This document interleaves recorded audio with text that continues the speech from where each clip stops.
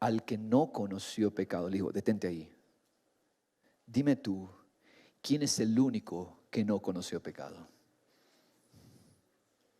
Y él me dice, Jesús. Él es el único que era digno. Él es el único que era digno. ¿Qué significa? Digo, que ninguno de los hombres, nosotros éramos dignos. Ninguno era digno. Todos éramos pecadores. Y ponemos el pecado en escalas. El problema del pecado, la naturaleza pecaminosa, esa naturaleza con la que nacemos todos. Categorizamos y decimos, hay un pecado más grande, pero este pecado no es tan grande. Si yo miento, una mentira blanca, esa mentira no es tan grave como un adulterio, por ejemplo. Y ese es el problema de la ignorancia que puso en nosotros la religión.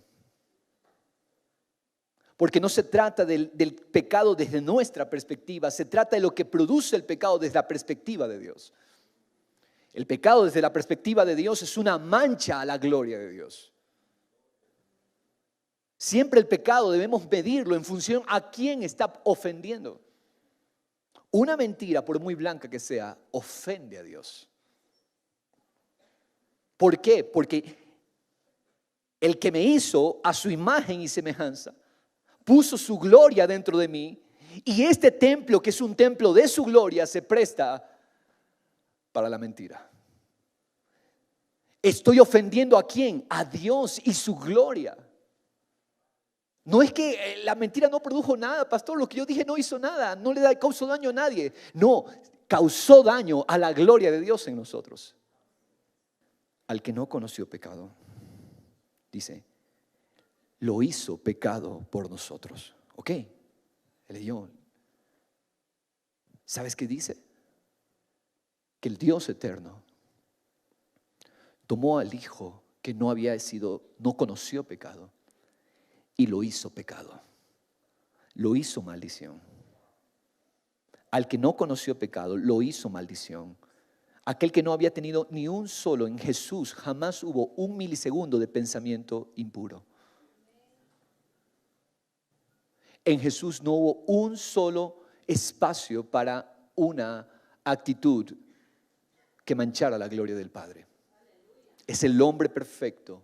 Caminó perfectamente. Siendo Dios, se despoja de su divinidad para caminar como hombre perfecto. En Jesús no había pecado. Pero te fijas, le digo, ¿te fijas lo que hizo el Padre? Aquel que no conoció pecado lo convirtió en pecado. Lo hizo maldición. Porque decía la ley, todo aquel que sea colgado de un madero es maldito. Jesús en la cruz estaba tomando la forma de la maldición, la forma del pecado. Y eso es lo que nosotros tenemos que entender. El que no conoció pecado, Dios lo convirtió en pecado. Lo hizo pecado. Continúa leyendo, le dije. Para que nosotros seamos hechos justicia de Dios en Él. Es decir, la razón por la que Dios Padre lo hizo pecado al Hijo es para que tú seas declarado justo. Por lo tanto, no se trata de tu dignidad ni la mía. Se trata de que Él fue hallado digno y solamente Él calificaba para pagar la deuda. Y al terminar, este joven dijo, wow, ahora veo diferente, que no se trata de mí, sino que se trata de Él.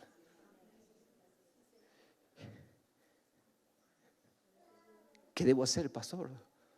Créelo y vive recordándote esta verdad todos los días de tu vida. Él ha garantizado, donde quiera que vayamos, que nosotros, cuando tenemos conciencia de su amor, Él va a hablar sus palabras en nosotros.